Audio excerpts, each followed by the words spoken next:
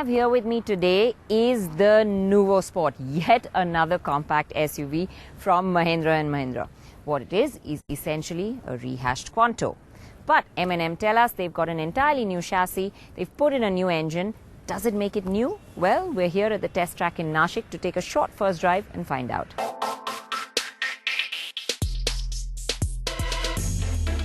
What does make it look quite new and different is the brand new face. The front end sees the most changes with a large bumper split into two sections that raises the bonnet line quite high. There's a 4-metal skid plate at its chin leading into a honeycomb air dam split by the body color metal from the vertical slatted grille. The grille is then flanked by headlamps with two LED brows. The strong muscular look ends with a scoop in the bonnet to feed air into the new top-mounted intercooler. Around the side, the proportions remain the same with an identical wheelbase, and the only real change are the bigger 16-inch alloys. The rear tailgate gets a new stylized cover for the wheel. As for the cabin,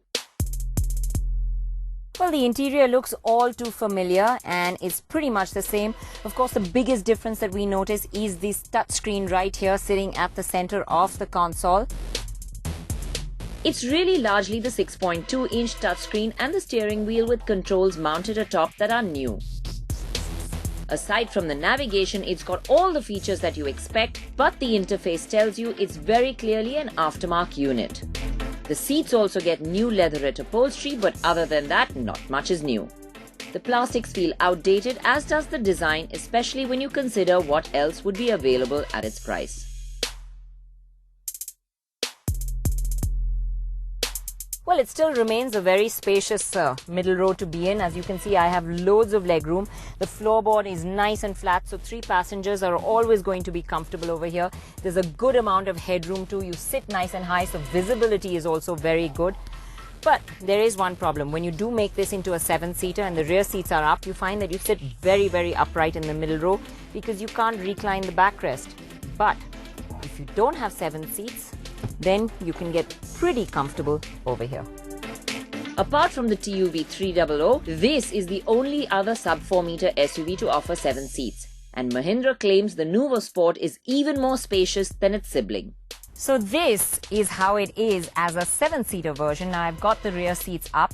I'm small and compact, so getting in here for me was quite easy, and fitting here is not too bad. I mean, I think I could survive for a short journey.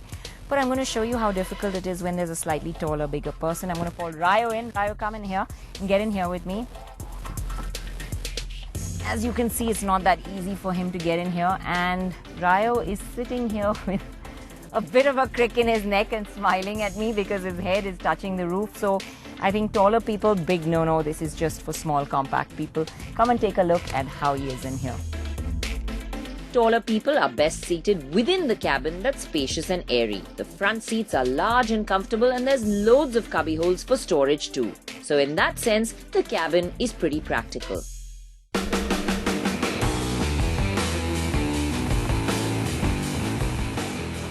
So it's a nice and high seating position, and the visibility is good. You have nice commanding view of the road, but what you really don't have a view of is the ends of the car, and that can get a bit disconcerting, especially that left-hand corner is just invisible.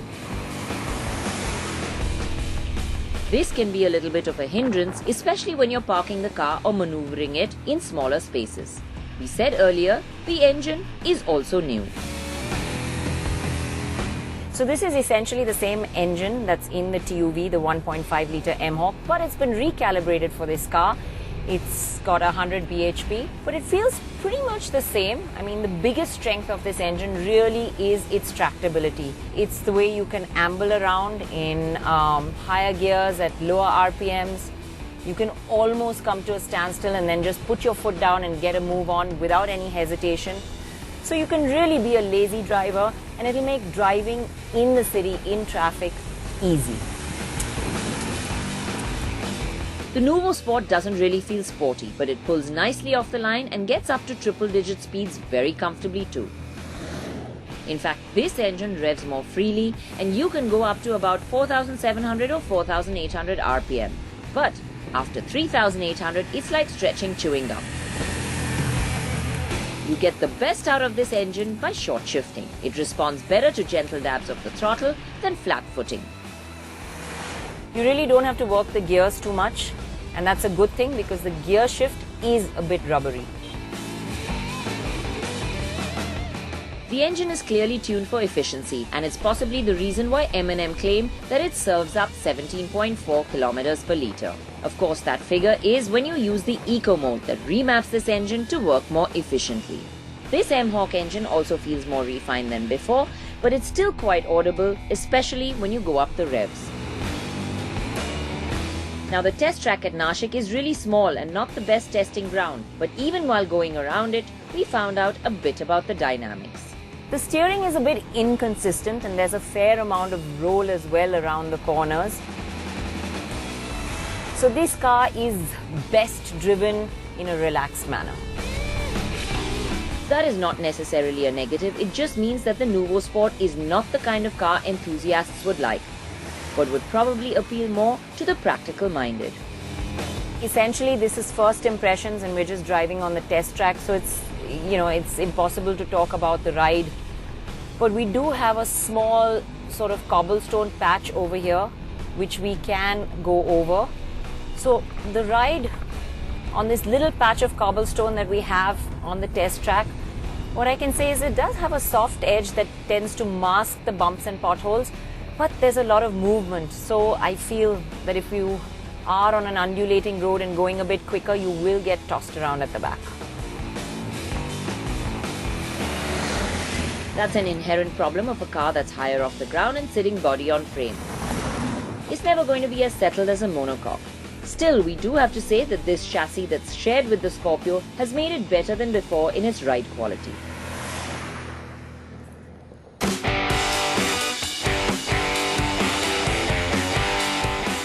Apart from the engine and chassis that's changed, the NuvoSport will also now come with an AMT version. It pulls quite nicely, this auto box. What it's going to do is really make driving in traffic and in city conditions easy for you. Now it is an AMT, so the shifts are perceptible. You do know when it's shifting up or down. It's not exactly smooth. But I have to say that it is an improvement from the earlier TUV, which was very hesitant. The AMTs, however, are inherently bad at tackling hill starts. So how does this one fare?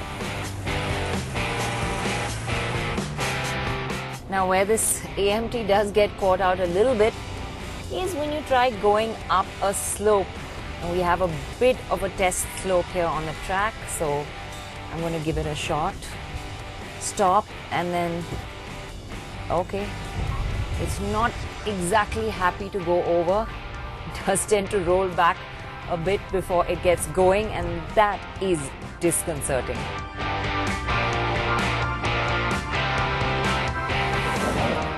Well, overall, the NuvoSport is a new and improved version of the Quanto. It does look nicer, performs and rides better, and even refinement levels have improved. But it still lacks in certain key areas and simply doesn't have the finesse to compete with some of the other sub-4 meters around.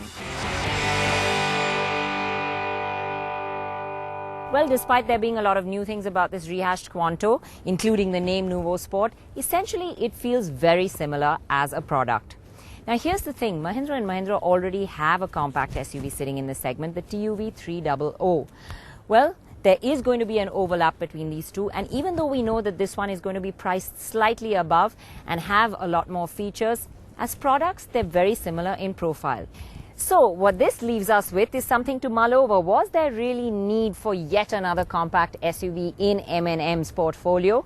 But what it leaves you with is more choice.